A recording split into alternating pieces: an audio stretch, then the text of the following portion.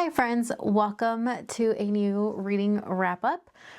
February was a short month, but I did read a lot. So let's just dive right into the 6 books that I read. The first story that I read was a short story in the Arcanium Unbound short story collection book by Brandon Sanderson, and that was Sixth of Dusk. And I read it in preparation for the new book that Brandon Sanderson came out with, which is The Isles of the Ember Dark. But before I get into it, I do want to note that the short story is actually included in here. Like this book is broken up into 4 parts or 3 parts, but the first part includes that short story. So every other chapter is like a flashback, and it is the short story. So you don't have to pick up the short story collection book if you don't have it. You'll read that short story in here.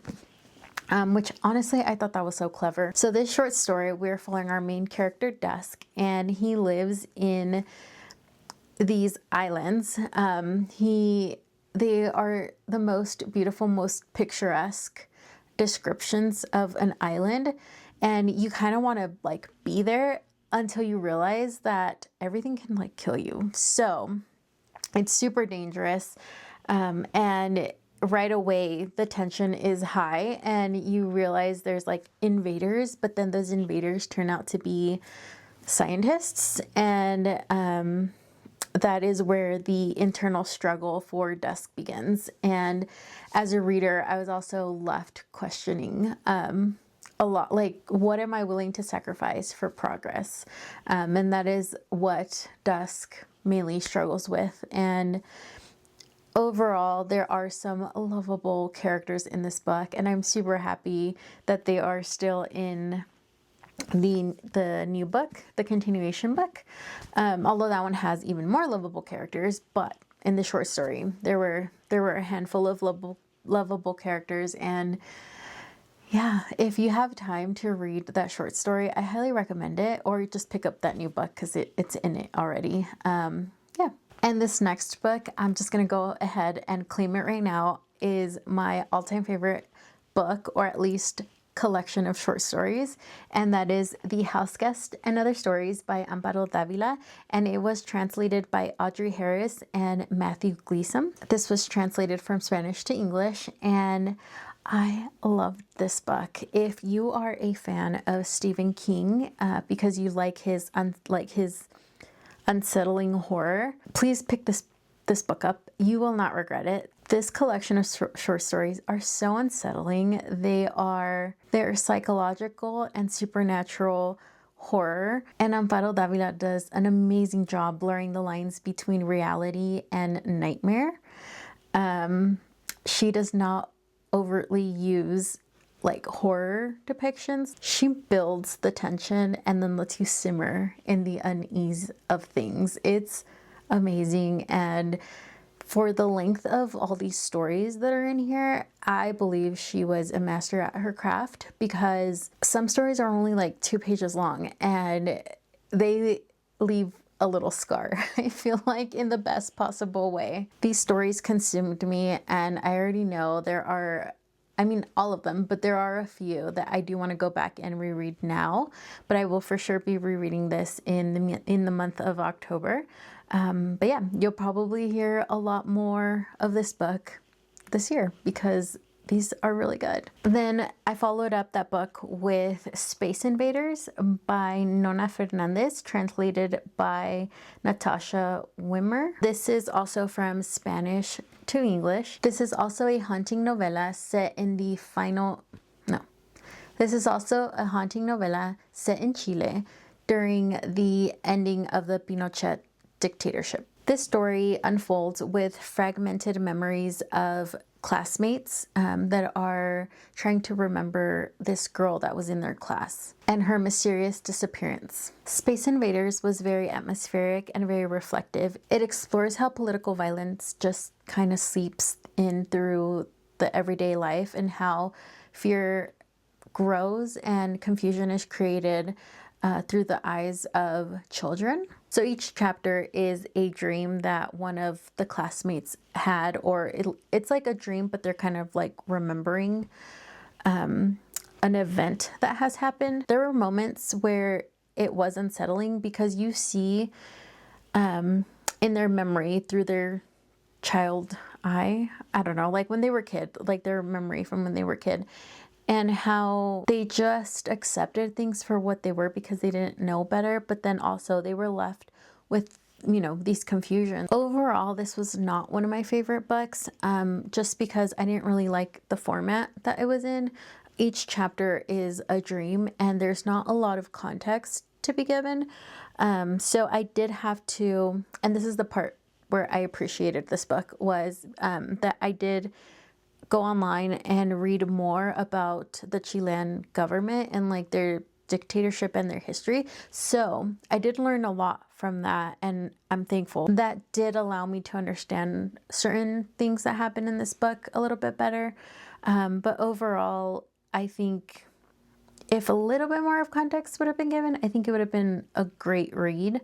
But it was not one of my favorites of the month, and that's okay. And the next book that I read was Amusing Ourselves to Death by Neil Postman.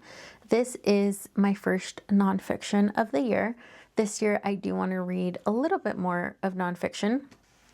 I don't have like a numeric goal, but I do want to read more of it. And this book was written in 1985, and I think that a lot of its main points of concerns about the media and stuff, I honestly think it still holds up today. And even some of the points that it was making of like projections for the future, I think it surpassed it, honestly. And that's sad because in this book, he's kind of going against how, you know, television has made us, not just television, but the easier media to consume has made us, or is making us like not critically think anymore. And honestly, I don't think TV necessarily did that.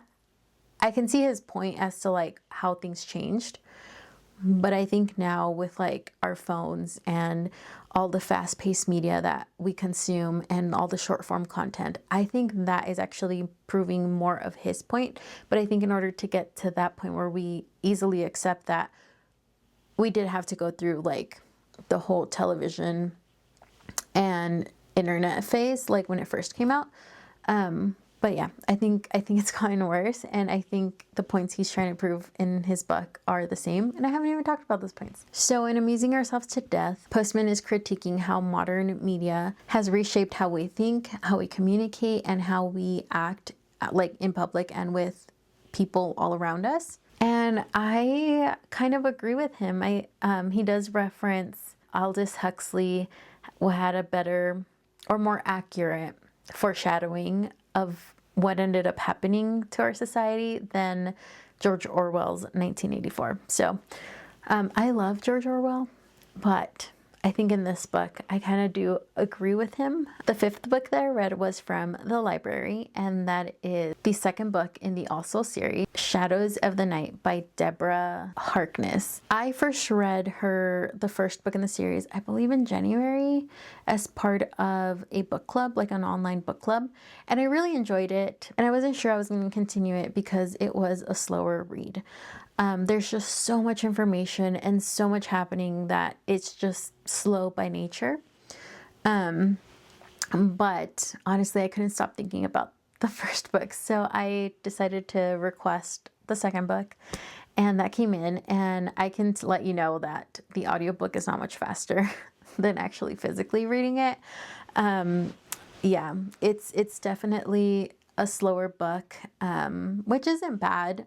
Because again, I actually am very, very much enjoying these books. But we are continuing the story where we left off. The second book is full of more historical context. Granted, it is a historical romantasy, so mainly I feel like all the historical points are not accurate, but it's still good. It's a lot of names that we know today, like William Shakespeare being one of them. But yeah, I don't know. Like, I think I read some of the reviews, and there's a lot of people who apparently very much dislike this series. But yeah, it's one of those where you just have to not take things seriously, I feel like, because it's not accurate. Like, there's time travel in here, and you just have to not think too hard about it because it doesn't really make sense. And the last book that I read, because it was February, the month of love and friendship, I decided to pick up a book from the only romance writer that I trust, and that is Nicholas Sparks. I picked up Counting Miracles. I first read Nicholas Sparks when I was in high school, when the Last Song movie was about to come out, the one with Miley Cyrus.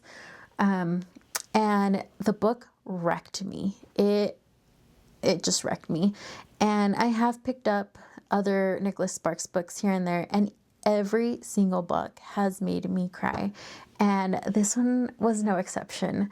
I just love Nicholas Sparks, and I trust him to get me in my feels and honestly just crush my heart at the end. So, and in this book, we are following 3 intertwined lives.